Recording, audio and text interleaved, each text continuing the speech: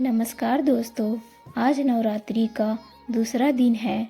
इस दिन माँ दुर्गा के द्वितीय स्वरूप माँ ब्रह्मचारिणी की पूजा अर्चना की जाती है।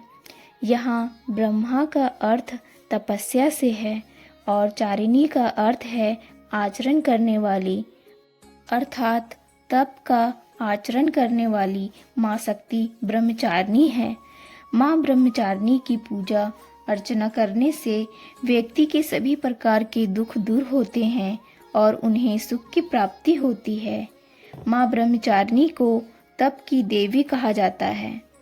देवी दुर्गा के दूसरे स्वरूप यानी माँ ब्रह्मचारिणी की साधना करने पर लंबी आयु का आशीर्वाद प्राप्त होता है। नवरात्रि के दूसरे दिन माँ ब्रह्मचारिणी की पूजा पूरे विधि विधान से की जाती है। सुबह सबसे पहले ब्रह्म मुहूर्त में उठें और स्नान करके साफ कपड़े पहनें। माँ को पंचामृत से स्नान कराएं। इसके बाद माँ को अक्षत, चंदन और रोली चढ़ाएं। माँ को कमल और उड़हल के फूल बहुत पसंद हैं, तो वो ज़रूर चढ़ाएं। इसके बाद कलश देवता और नवग्रह की विधि विधान से पूजा करें। दीपक प्रज्वलित करें और माँ की आरती उतारें।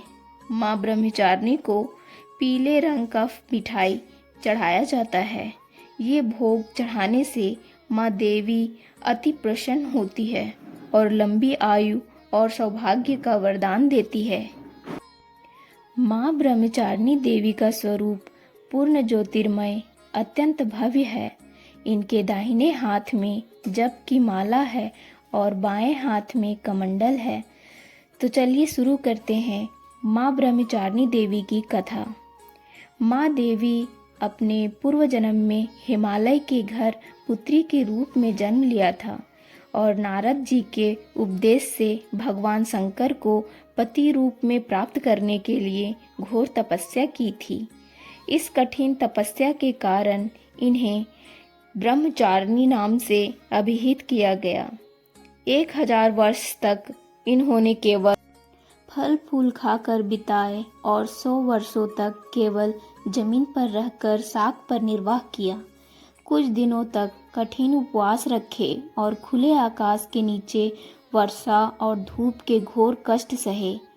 3000 वर्षों तक टूटे हुए बेलपत्र खाए और भगवान शंकर की आराधना करती रही।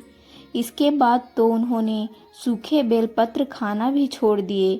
कई हजार वर्षों तक निर्जल और निराहार रहकर तपस्या करती रही।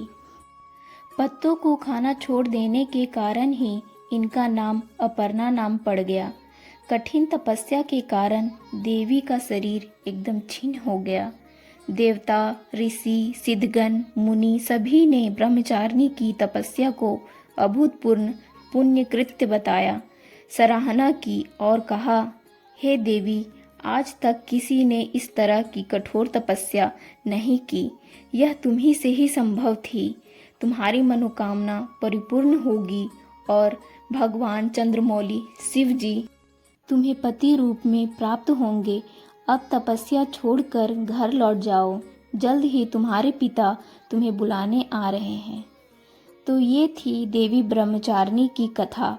तो दोस्तों, आपको ये कथा सुनकर कैसा लगा कमेंट में ज़रूर बताएं और लाइक, शेयर और सब्सक्राइब ज़रूर कर दें। धन्यवाद।